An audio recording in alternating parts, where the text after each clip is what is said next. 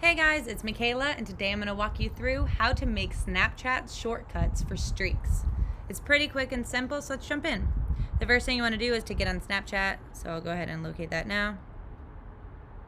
All you want to do is go ahead and take a snap as you usually would, so I'll do that now.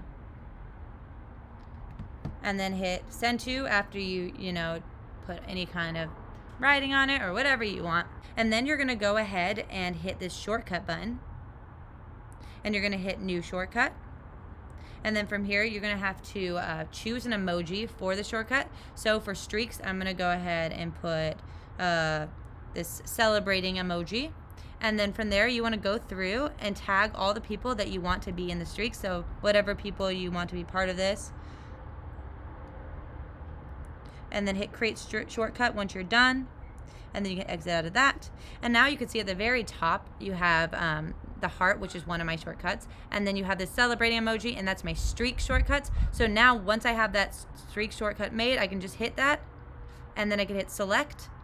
And then you can hit the send button, and then it will send that Snapchat picture. If you guys have any questions on that, let us know in the comments below. If not, don't forget to like and don't forget to subscribe.